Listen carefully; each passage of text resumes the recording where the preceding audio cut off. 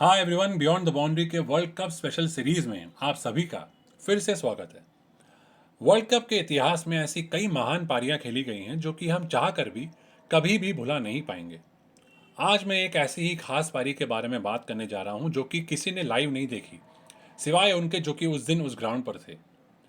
जी हाँ, मैं कपिल देव की वो ऐतिहासिक 175 नॉट आउट वाली पारी के बारे में बात करने जा रहा हूं जो कि उन्होंने जिम्बाब्वे के विरुद्ध बनाए थे in the 1983 world cup. The interesting thing is कि हम सभी को उस नॉक के बारे में पता है, पर हम में से किसी ने उसे लाइव नहीं देखा और ना ही कभी भी हम उसकी क्लिपिंग्स आगे फ्यूचर में देख पाएंगे।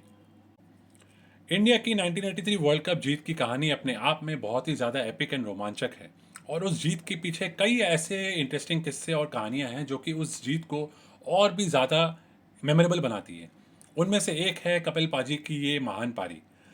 तो उस 175 वाली नॉक के बारे में मैं अलग से ऐसा क्या बताऊं जो कि सबको नहीं पता है। I mean we were all grown up listening about this legendary story. मेरा भी कुछ ऐसा ही था। अर्ली 90s में जब मैंने क्रिकेट फॉलो करना शुरू किया, तब मेरे चाचा ने मुझे इस पारी के बारे में बताया था, एंड मैं बिल्कुल ही मुग्ध हो गया था उसके बारे में जानकर कि कैसे हम एक समय पर 17 पर 5 थे और कैसे फिर कपिल ने आकर सिंगल हैंडेडली टीम को एम्बेरसमेंट से बचाया।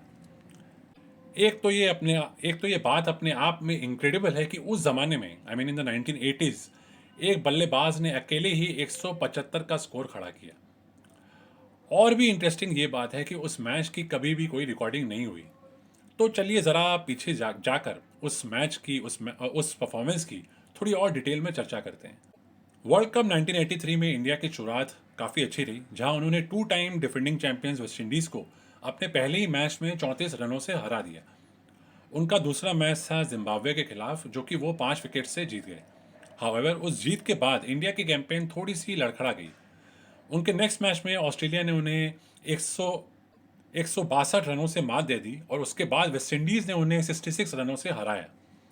To stay alive in the tournament, India needed to win the next match against Zimbabwe at the Nevill Ground in Tunbridge Wells. वैसे Zimbabwe even then was a team that could beat any big team on the day. In fact इसी world cup में उन्होंने Australia को अपने पहले ही match में 13 रनों से हरा दिया था। So India could not take them lightly at all. India ने पहले बल्लेबाजी की और फैंस इसी आशा में थे कि भारत एक बड़ा स्कोर सेट करेगा। अनफॉर्चुनेटली इंडिया की शुरुआत वॉज शॉकिंगली बैड। जिम्बाब्वे के न्यू बॉल बॉलर्स ने पिच के अर्ली मॉइस्चर को अच्छे से यूटिलाइज किया and rocked India top order. Within no time at all India was reeling at 17 for 5, और क्रीज पर थे इंडिया के स्टार ऑलराउंडर कपिल देव और रॉजर बिनी। दोनों ने पारी को थोड़ा सा संभाला और स्कोर को 77 तक लेकर गए। अनफॉर्चुनेटली रॉजर बिनी के आउट होने के बाद रवि शास्त्री की विकेट भी जल्दी गिर गई और इंडिया का स्कोर तब हो चुका था 78 for 7। कपिल फिर धीरे धीरे और थोड़े अग्रेसिव मोड में आ गए और मदन लाल और लेटर सैयद करमाने के साथ उन्होंने बड़ी साझेदारियां की। उनकी हाफ सेंचुरी 72 गेंदों में कंप्लीट हुई और उसके बाद उन्होंने अपना टेम्पो बिल्कुल ही बदल दिया। आई विटनेसेस का ये कहना था कि जब उस समय कपिल देव अग्रेसिव हुए, तो उनकी चौकों छक्कों की गूंज जो है पूरे ग्राउंड में गूंज रही थी, और उनके कई सिक्सेस इतने ज़ोरदार, इतने पावरफुल थे कि जो वहाँ ग्राउंड पे लगे होर्डिंग्स थे वो बिल्कुल ही हिल गए और क्राउड बहुत ही ज़्यादा एक्साइटेड हो गई थी।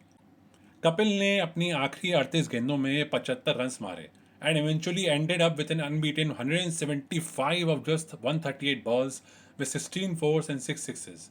उस समय ये वर्ल्ड क्रिकेट में हाईएस्ट इंडिविजुअल स्कोर था। I mean, just imagine getting this world record in a world cup from this situation. Just ये सोच के ही मैं बहुत ही शॉक्ड हो जाता हूँ कि ये लाइव देखना कैसा रहा होगा। कपिल के इनिंग्स के बदौलत इंडिया 266 for 8 के स्कोर तक पहुंची, and despite a stiff resistance from Zimbabwe, India eventually one that match by 31 runs. पर इस मैच की कोई रिकॉर्डिंग क्यों नहीं है? बचपन में मैंने यही सुना था कि उस दिन बीबीसी की क्रूज स्ट्राइक पर थी, इसलिए ग्राउंड पर कोई नहीं था मैच की लाइव रिकॉर्डिंग के लिए। However this turn out to be false news. सच ये है कि उस दिन वर्ल्ड कप में 4 मैचेस खेले जाने वाले थे। वेस्ट इंडीज ऑस्ट्रेलिया से लॉर्ड्स में भिड़ रही थी, England was taking on Pakistan eight old Trafford, और न्यूजीलैंड की मैच थी श्रीलंका के खिलाफ एट डर्बी।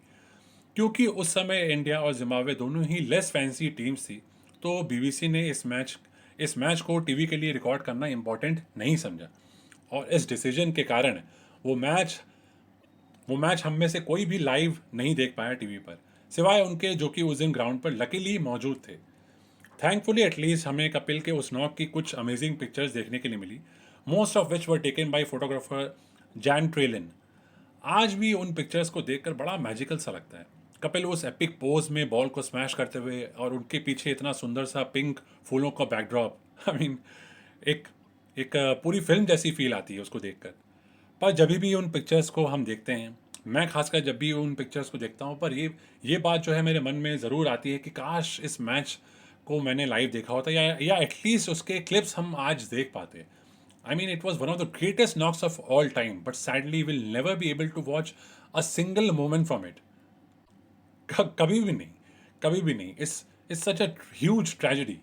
इंडिया के 83 वर्ल्ड कप विन का ये एक सुनहरा चैप्टर है, पर हम में से कोई भी इसे एक्सपीरियंस नहीं कर पाएगा टीवी पर या यूट्यूब पर।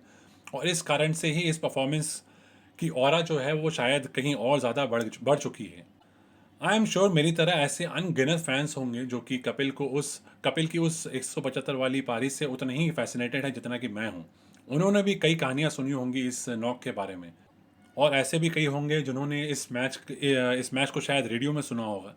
अगर ऐसे आप हैं और आपने उस मैच को उस समय रेडियो पर सुना था, और या फिर सीधे नेक्स्ट दिन आपको इस मैच के बारे में पता चला था, तो हो सके तो मुझे कमेंट्स में ज़रूर बताना। मुझे बहुत ही अच्छा लगेगा जानकर उसके बारे में। खैर, तो आज के एपिसोड में बस इतना ही। उम्मीद है आपको कपिल की उस लेजेंडरी पारी की कहानी के बारे में वापस सुनकर थोड़ा इंटरेस्टिंग तो ज़रूर लगा होगा।